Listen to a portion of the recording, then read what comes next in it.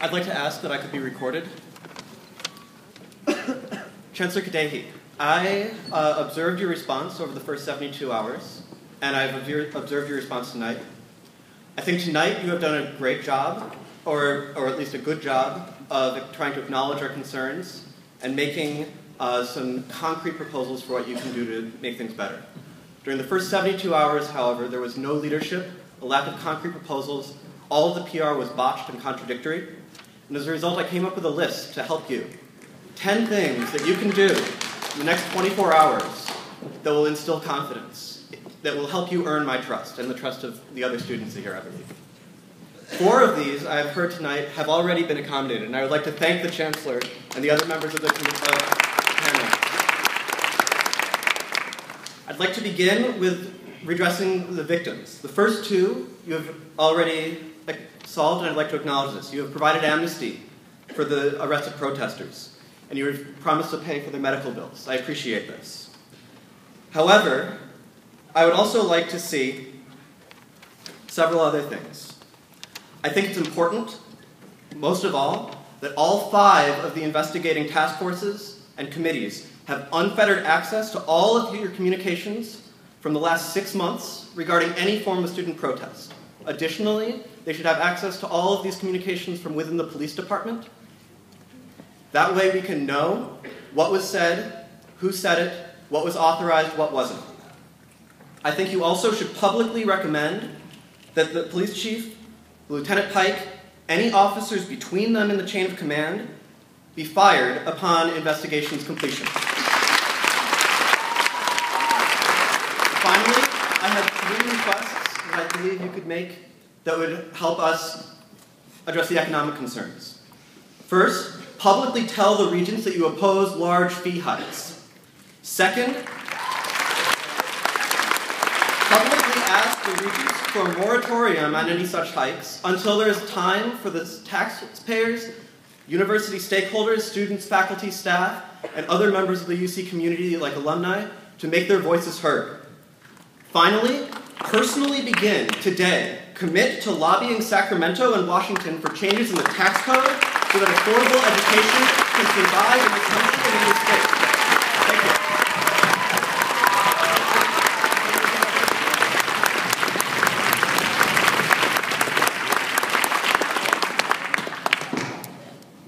All right, so as you know, I'm working very hard to advocate both here and in Washington in terms of supporting higher education. Can you be specific? So I have visited, with whatever I can do within my power, right? So I have visited, every time I go to Washington, D.C., I go and visit people, our representatives. What else do you do? I'm not a politician, I cannot write the rules, I'm sorry. I would love to solve the problems of Washington, D.C., but I can't. The only thing that I do is to frustrate me every time, I go and ask for a solution.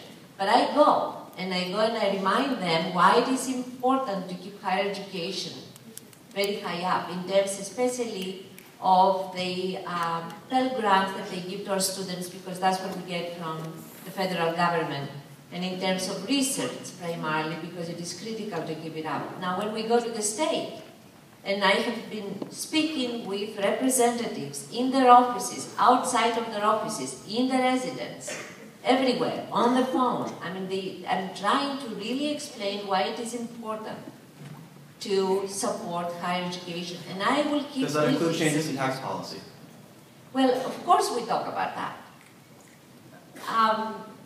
But I'm saying we have a list of things we are giving them. All right? We cannot advocate for one solution only, but we provide them with a list. And we do it, we keep doing this. My frustration last year is that I believe I saw that they were disengaged from these discussions. I'm just telling you. But I keep, and it's all of us as a matter of fact, we are involved in those with students. There are many students who are involved in these activities. So that I can tell you, I will continue, and I will continue with a lot of intensity.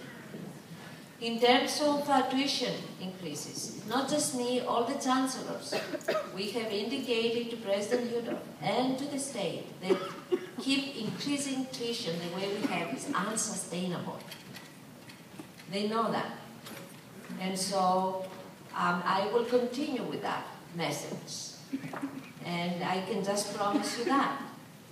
The one thing I want to come to, you said that we have to fire individuals. So I understand where you are coming from. I'm asking you to recommend that, yes. All right. Yeah. Not to, after the report. Yes. Let me just say one thing. We'll follow the report. There are five reports, and I really believe that there is the truth is going to come out. And there will be very specific recommendations about how to place the appropriate penalties for the wrongdoings. What I cannot do, or anyone here, is to really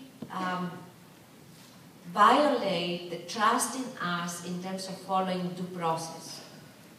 Our institution is held together by that promise that everyone deserves the right to be looked at carefully and to be given due process. And so we cannot take this away because we put all of us at risk. And the only thing I can tell you is that I will follow due process to the fullest. And so that is my promise to you. Thank you.